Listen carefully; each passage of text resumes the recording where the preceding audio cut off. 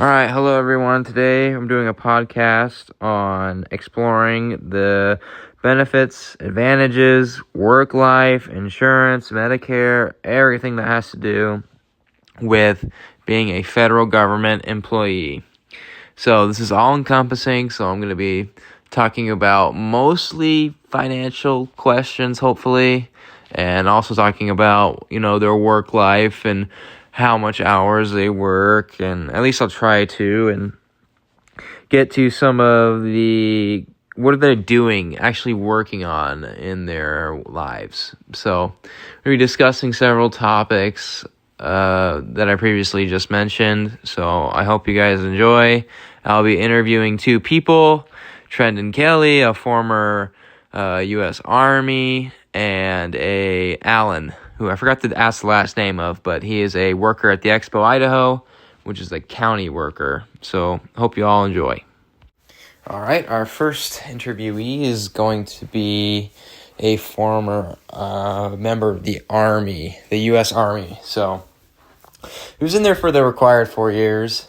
His name is Trendon Kelly, and hopefully we're going to get some information out of him about kind of maybe more of the temporary benefits and how life was underneath kind of the military structure that he was underneath or whatever, and maybe look into, how much he was paid and, how was, the work life and, some of the benefits, like the financial benefits, like the medical and anything kind of underneath that umbrella is kind of what I'm interested in. All right, you ready? I'm ready. Okay, why don't you just say what you did and what rank you were and all the stuff you did. Okay. I was a Canon crew member. I was in for about 6 years.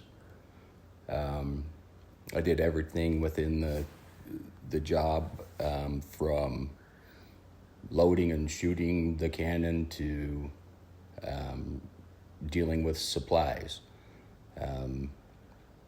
Didn't really see any real action, but yeah, that's about it.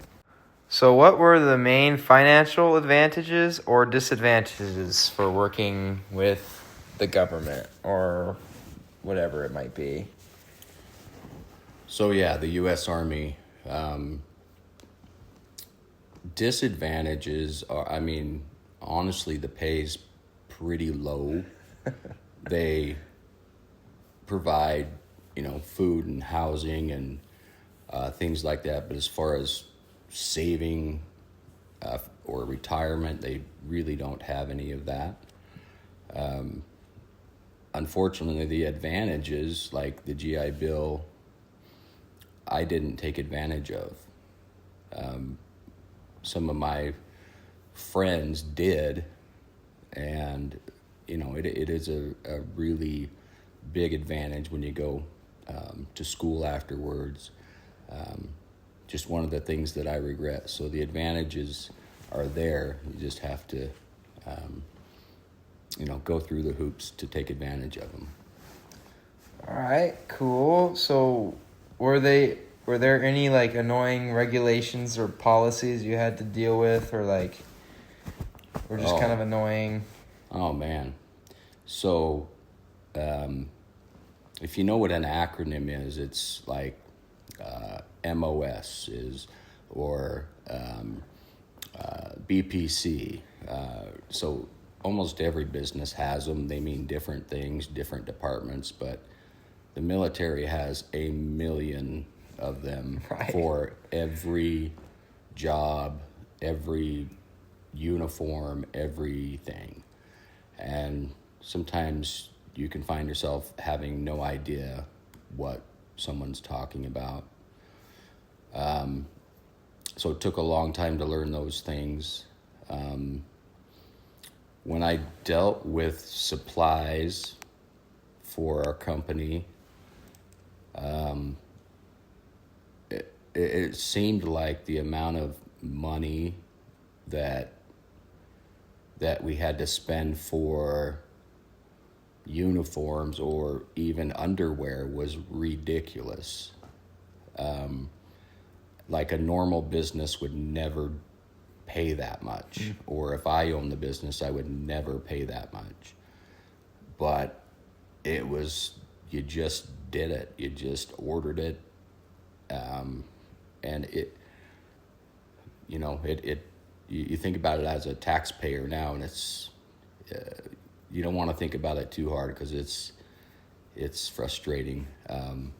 But that's one thing that really stuck out was an overpriced office chair, for $3,800 for a sergeant is, just not necessary. So For sure. that was that's something that I remember doing that was frustrating for sure. According to the Bureau of Labor Statistics, an average specialist in the United States Army makes around $3,500 a month, which doesn't seem substantial, but in relationship to having like your food paid for and having a place to live already set up, I wouldn't say would be a terrible decision. But it does seem like the pay is kind of lacking for the amount of work you're doing and how long you're serving. According to a credible survey done by Ryan Erickson through Indeed, it describes the contrast between a private sector and a government employment-based job.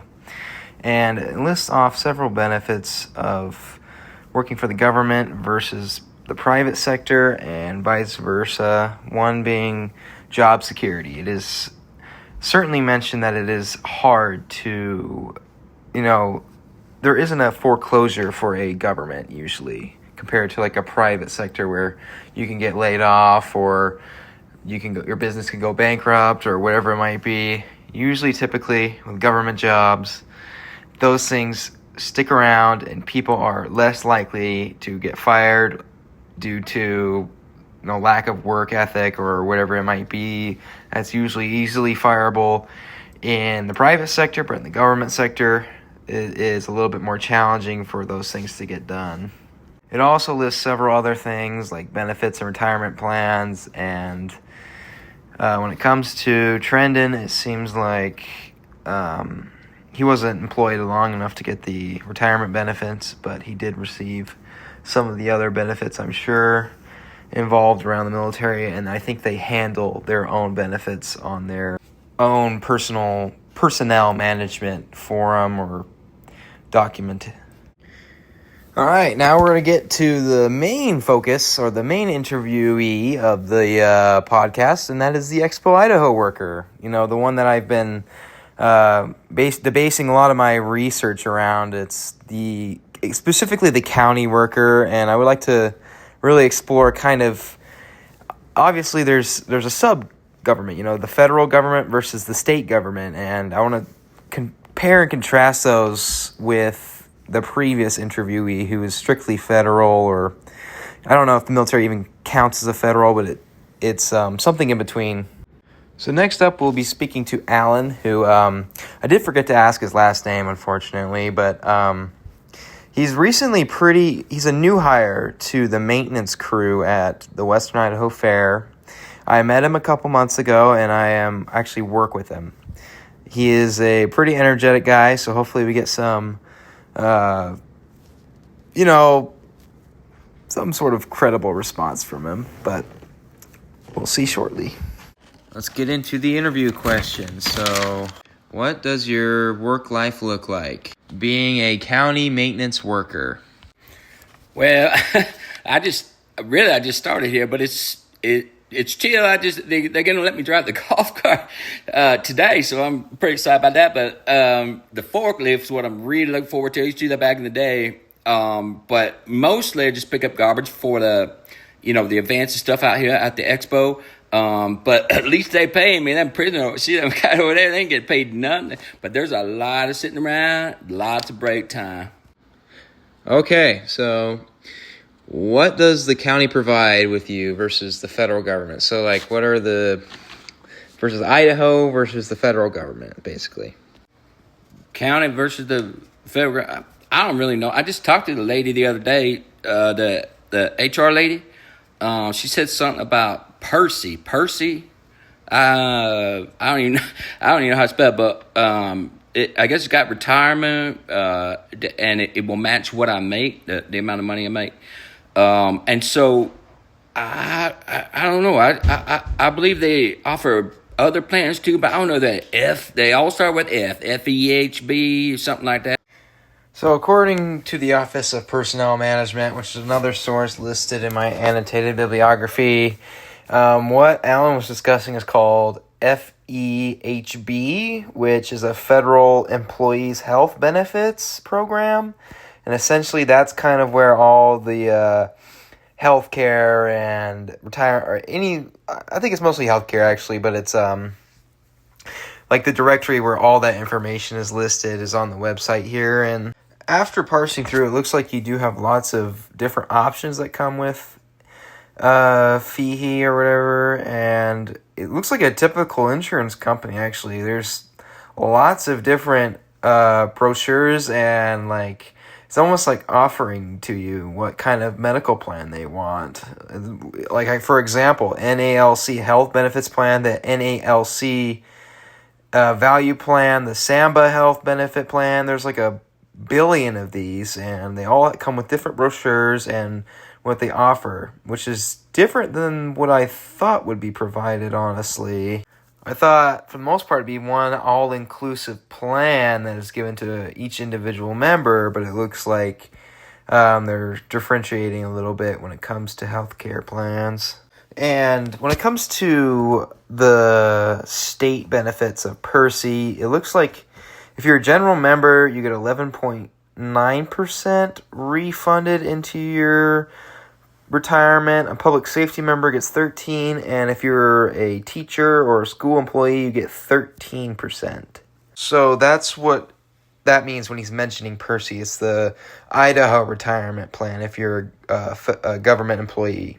Anyways, I covered mostly what I wanted to cover. I have a couple other personal experience sources that essentially kind of agree and disagree with the work-life experience, which was another question I asked in the podcast. And it seems kind of each government job can be pretty unique, it seems. This one from the internet by Robbie Redinger it's completely different than the other two federal employees that I interviewed. So he seems to have a more repetitive work life that involves working on spreadsheets all day and having to memorize several repetitive languages involving XML and a couple others he mentions. Seems like, in contrast, everything seems to be a unique experience when working in the government, with some commonalities revolving around, just kind of repetitiveness and having to follow lots of rules and regulations, which is, again, something I asked Trend and Kelly in the previous interview. So in conclusion, I did get to learn a little bit more about what it's like to be a government employee, if that's federal or state, but I didn't really get to deep dive into the contrast between a county or specifically a state-focused worker versus a federal-focused worker. But again, I reiterate that there's so many variety when it comes to government employee jobs that there isn't really very many commonalities or absolute commonalities in between what you're doing or your work life, retirement, whatever it might be. I'm hoping this podcast demonstrated some of the medical benefits, if not directly from the interviews, but from me after the interviews to fill in the gaps, that you can get a comprehensive kind of insight onto or of what it's like to work for the government and what advantages and disadvantages you can expect. Anyways, that's my podcast. Goodbye.